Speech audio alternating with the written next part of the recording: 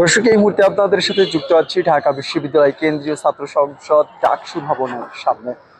এখান থেকে আপনাদের সঙ্গে যুক্ত করা হয়েছে আজকে ডাকসুর যে নির্বাচনী প্রচারণা সে বিষয়ে জানানোর জন্য। দর্শক, গত 29শে জুলাই তফসিল ঘোষণা করা হয় ডাকসু নির্বাচনের। সেই মোতাবেক আগামী 9 সেপ্টেম্বর অনুষ্ঠিত হতে যাচ্ছে ঢাকা বিশ্ববিদ্যালয়ের শিক্ষার্থীদের বহুল কাঙ্ক্ষিত ডাকসু ও হল সংসদ নির্বাচন। এবারের ডাকসু হল সংসদ নির্বাচনে কিন্তু ব্যাপক প্রার্থীরা প্রতিদ্বন্দ্বিতা করবেন এবং আমরা শুরু থেকেই দেখতে পাচ্ছি যে এবারের ডাকসু নির্বাচনে অন্য ডাকসু নির্বাচনের তুলনায় একটু ভিন্ন আয়োজন বা ভিন্ন পদ্ধতি তারা কিন্তু অবলম্বন করেছে। ইতিমধ্যে কিন্তু ডাকসু নির্বাচনকে কেন্দ্র করে ব্যাপক আমেজ তৈরি হয়েছে। শিক্ষার্থীদের মধ্যেও আনন্দ উদ্দীপনা বিরাজমান রয়েছে এই ডাকসু নির্বাচনকে কেন্দ্র করে। ডাকসু নির্বাচনের তফসিল ঘোষণার পরপরই কিন্তু সাধারণ শিক্ষার্থী যারা রয়েছেন তারা কিন্তু বিশ্ববিদ্যালয়মুখী আগের তুলনায় অনেকটা বেশি হচ্ছেন এবং যারা প্রার্থী রয়েছেন তারা কিন্তু অনানুষ্ঠানিকভাবে শিক্ষার্থীদের সঙ্গে কুশল বিনিময় করছে গতকাল পর্যন্ত। আজকে থেকে কিন্তু আনুষ্ঠানিকভাবে প্রচারণা শুরু হবে। আর সেই প্রচারণার লক্ষ্যে কিন্তু নির্বাচনী যে চিফ রিটার্নিং কর্মকর্তা অধ্যাপক জসিম উদ্দিন তিনি কিন্তু গতকাল একটি সংবাদ সম্মেলনে জানিয়েছেন আজ বেলা 11টায় ডাকসু এবং হল সংসদ নির্বাচনে যারা ভিপি, জিএস, এজিএস প্রার্থী রয়েছেন তাদের নিয়ে একটি কর্মশালা করবেন। ঠিক সেই মোতাবেক আজ বেলা 11টা থেকেই কিন্তু শুরু হয়েছে সেই কর্মশালায়। সেখানে জানিয়ে দেওয়া হবে এবারের নির্বাচনী আচরণ বিধি বিষয়ে। ইতিমধ্যে কিন্তু যারা ভিপি, জিএস, এজিএস প্রার্থী রয়েছেন তারা কিন্তু সেখানে উপস্থিত হয়েছেন এবং সেই কর্মশালায় যোগ দিয়েছেন এবং কেউ আবার এখনো পর্যন্ত উপস্থিত হয়নি, তারা কিন্তু যাচ্ছেন। আমরা একটু আগেও কিন্তু তেমনটাই লক্ষ্য করেছি। দর্শক, আপনাদেরকে আরো জানিয়ে রাখি যে এই নির্বাচনী যে প্রচারণা সেটি কিন্তু আজ থেকে শুরু হয়ে নির্বাচনের 48 ঘন্টা আগে অর্থাৎ 7 সেপ্টেম্বর রাত 11টায় শেষ হবে। প্রতিদিন রাত 11টা পর্যন্তই কিন্তু এই নির্বাচনী প্রচারণা যারা প্রার্থী রয়েছেন তারা করতে পারবেন বলে আমাদেরকে জানিয়েছেন ডাকসুর যে নির্বাচন কমিশনার রয়েছেন চিফ রিটার্নিং কর্মকর্তা অধ্যাপক জসিম উদ্দিন।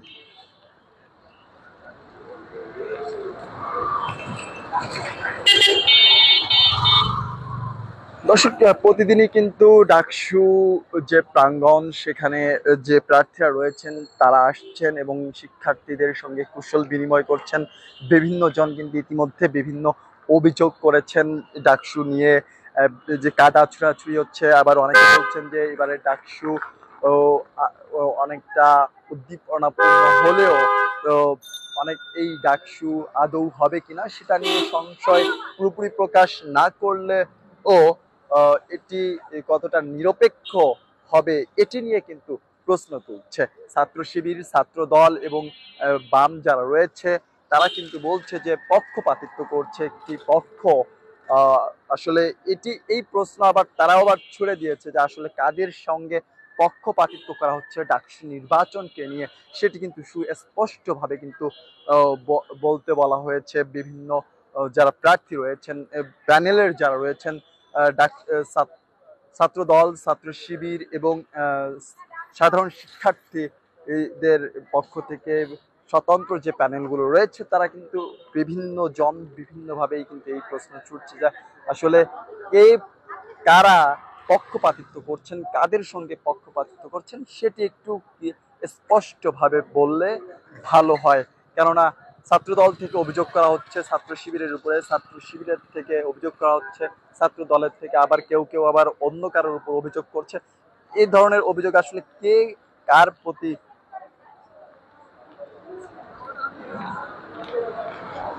কার প্রতি মূলত পক্ষপাতিত্ব করছে এটি কিন্তু প্রশ্ন হয়ে দাঁড়িয়েছে প্যানেলগুলো এবং প্রার্থী যারা রয়েছে তাদের কাছে। এটির সুস্পষ্ট বর্ণনা কিন্তু গতকাল জানতে চেয়েছেন ডাকসু ছাত্রদল মনোনীত ভিপি প্রার্থী আব্দুল ইসলাম খান।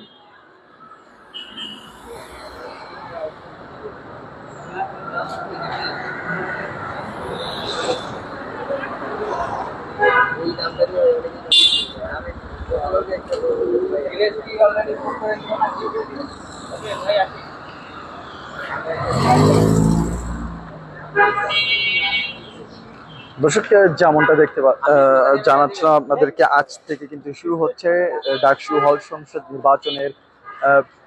নির্বাচনী প্রচার প্রচারণার আনুষ্ঠানিকতা। আমরা যতদূর জানতে পেরেছি যে বেলা 1:30টায় কিন্তু ছাত্র শিবিরের যে প্যানেল রয়েছে তারা কেন্দ্রীয় যে মসজিদ সেখানে নামাজ পড়বেন এবং 1:40-এর দিকে তারা শিক্ষার্থীদের সঙ্গে নামাজ পড়ার পর কুশল বিনিময় করবেন। এর আগে আমরা তাদের আগে ছাত্র দলের শিক্ষার্থীদের সঙ্গে কুশল বিনিময় এবং নির্বাচনী যে প্রচার প্রচারণা রয়েছে সেটি চালাবার কথা রয়েছে এবং অন্যান্য যারা প্রার্থী রয়েছেন তারাও কিন্তু প্রচার প্রচারণা চালাবেন বেলা 1টা থেকে, অর্থাৎ 1টা পরপরই, এমনটা কিন্তু আমাদের কাছে তথ্য এসেছে।